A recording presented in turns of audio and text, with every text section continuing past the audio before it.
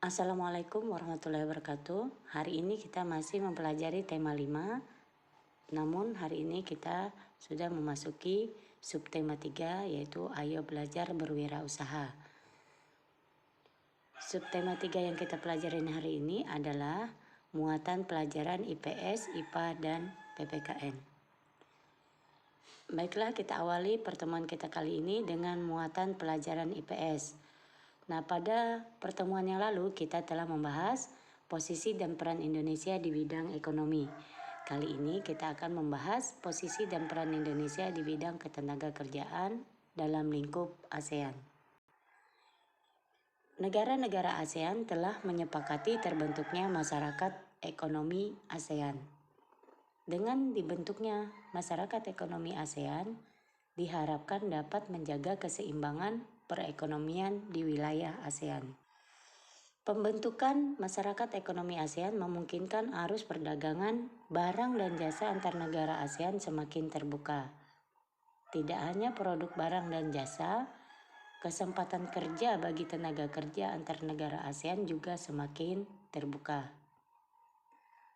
Terbukanya arus perdagangan antar negara ASEAN akan mendorong setiap negara untuk selalu meningkatkan kualitas produk, barang, dan jasanya. Nah, terutama bagi Indonesia, ada upaya-upaya untuk meningkatkan kualitas produk, barang, dan jasa ini, termasuk tenaga kerja. Apa saja upaya pemerintah dalam meningkatkan kualitas tenaga kerja Indonesia? Berikut pembahasannya. Upaya pemerintah dalam meningkatkan kualitas tenaga kerja diantaranya adalah meningkatkan kualitas pendidikan dengan penerapan kewajiban jenjang pendidikan. Yang kedua, memberikan pelatihan lokakarya dan pelatihan kepada calon tenaga kerja. Yang ketiga, memberikan bekal keterampilan yang dibutuhkan oleh perusahaan di negara-negara ASEAN atau negara-negara asing. Yang keempat, memilih calon tenaga kerja yang memenuhi persyaratan yang diajukan oleh masyarakat ekonomi ASEAN. Selanjutnya, meningkatkan jumlah tenaga kerja terampil yang memiliki daya saing dunia. Jadi, hal-hal tersebut adalah upaya pemerintah dalam meningkatkan kualitas tenaga kerja Indonesia. Tenaga kerja Indonesia yang akan dikirim ke luar negeri itu harus memenuhi standar masyarakat ekonomi ASEAN yang telah ditetapkan, ya. Jadi agar kualitas tenaga kerja kita baik, maka hal-hal inilah yang harus dipenuhi, ya. Dan tenaga kerja yang akan dikirim itu mengalami seleksi, ya, yang mana yang layak dikirim dan yang mana yang tidak, ya. Jadi harus berkualitas, memiliki keterampilan, ya. Selanjutnya kita masuk materi muatan pelajaran IPA. Pada pertemuan yang lalu kita telah mempelajari tentang magnet dan jenisnya. Saat ini kita akan pelajari tentang medan magnet. Medan magnet adalah daerah di sekitar magnet yang masih dipengaruhi oleh gaya magnet, ya. Jadi wilayah atau daerah di sekitar magnet ini yang masih memiliki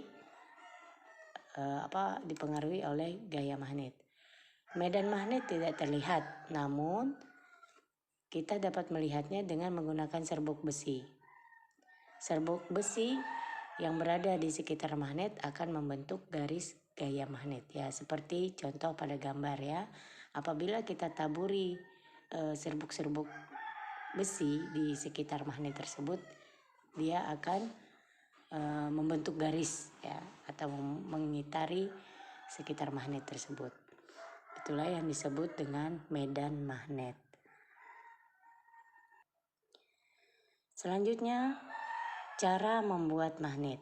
Ya, tentu kalian sudah pernah mendengar selain magnet itu terbuat secara alami, kita juga dapat membuat magnet, ya.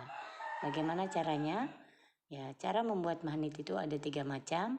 Yang pertama yaitu dengan cara menggosok, yang kedua induksi, dan yang ketiga elektromagnetik. Nah, kita akan bahas satu persatu. Yang pertama yaitu cara membuat magnet dengan cara gosokan atau menggosok. Lihat gambar. Membuat magnet dengan gosokan dilakukan dengan cara menggosokkan magnet pada benda magnetis. Kemarin kalian sudah tahu benda magnetis itu misalnya berupa besi, ya. Kemudian, gosokan dilakukan secara searah dan menggunakan kutub yang sama pada magnet. Semakin lama penggosokan, semakin kuat sifat kemagnetan pada besi. Jadi ini pada gambar. Apabila kita ingin membuat magnet dengan cara yang pertama yaitu dengan cara menggosok, magnet kita gosokkan pada besi. Ini besi yang di bawah. Kita menggosok searah, lama-lama semakin kuat sifat magnetnya. Setelah lama kita gosokkan, maka lama-kelamaan besi yang kita jadikan gosokan ini akan mengandung magnet, ya. Demikian cara membuat magnet gosokan. Selanjutnya yang kedua membuat magnet dengan cara induksi. Nah, dengan cara ini benda magnetis yang akan dibuat magnet didekatkan pada magnet. Sebagai contoh, paku akan dibuat magnet. Nah, paku tersebut didekatkan pada magnet. Paku lama-lama akan menjadi magnet. Paku tersebut dapat menarik benda magnetis lainnya. Nah, ini pada gambar kita beri tiang pengikat magnet di atas, ini magnet, ya.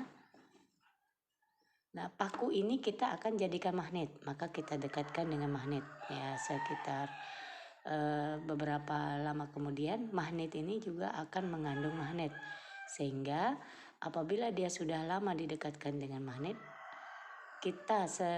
paku ini kita sentuhkan dengan barang magnetis lainnya, maka paku ini akan menarik benda-benda magnetis lainnya tanpa kita sertakan magnetnya lagi. Jadi di dalam magnet itu sudah mengandung, di dalam paku tersebut mengandung magnet. Yang ketiga itu membuat magnet dengan cara elektromagnet atau mengaliri listrik. Nah, yang membuat magnet dengan cara ini yaitu melilitkan kabel ke benda magnetis yang akan dibuat magnet, misalnya besi. Nah, ini pada gambar misalnya paku, ya. Paku ini ingin kita jadikan magnet, maka paku ini kita lilitkan kabel, kemudian kita alirkan listrik yang berupa baterai, ya, ke paku tersebut. Nah, kedua ujung kabel dihubungkan dengan baterai atau sumber listrik lainnya.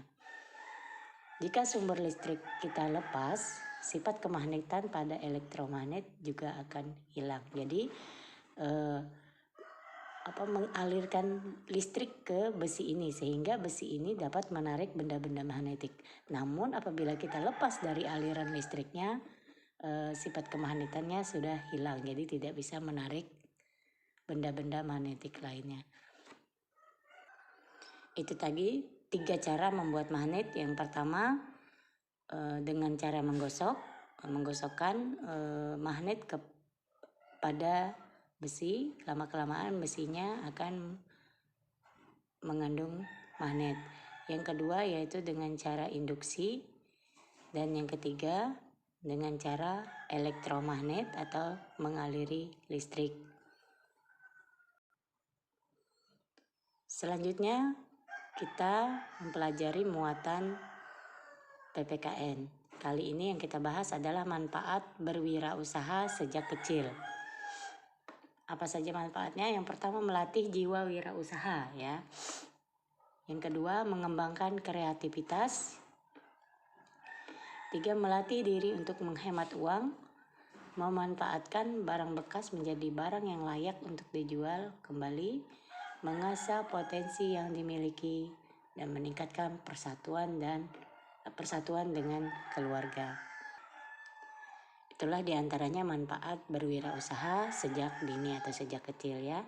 Melatih jiwa wirausaha, mengembang kreativitas, melatih diri, mengasah potensi ya, dan meningkatkan persatuan. Nah, di dalam berwirausaha kemarin kita juga telah bahas setiap pewirausaha itu harus memiliki tanggung jawab ya. Tanggung jawab pemilik wirausaha. Pemilik wirausaha harus memiliki sikap tanggung jawab. Pemilik bertanggung jawab terhadap kualitas barang yang dihasilkan, kemasan yang digunakan, serta jangkauan pemasaran. Semua tanggung jawab tersebut sebaiknya dipenuhi oleh pemilik wirausaha agar usahanya semakin berkembang pesat. Pentingnya kerjasama dalam memajukan wirausaha. Wirausaha yang dilakukan secara bersama-sama biasanya dikelola oleh 2 orang atau lebih. Nah, para pemilik bekerja sama mengelola usaha tersebut hingga menjadi maju. Dengan kerjasama, para pemilik akan semakin mudah untuk mengelola dan mengembangkan usahanya. Nah, anak-anak, demikian penjelasan Ibu tentang subtema 3 ini. Muatan pelajaran IPS tadi kita pelajari tentang upaya pemerintah meningkatkan kualitas tenaga kerja. Muatan pelajaran IPA tentang cara membuat magnet, yaitu ada 3 tadi dengan cara menggosok, induksi, dan elektromagnetik. Serta muatan pelajaran PPKN tentang manfaat wirausaha sejak kecil. Ya, demikian. Semoga kalian dapat memahaminya. Ibu akhiri, wassalamualaikum warahmatullahi wabarakatuh.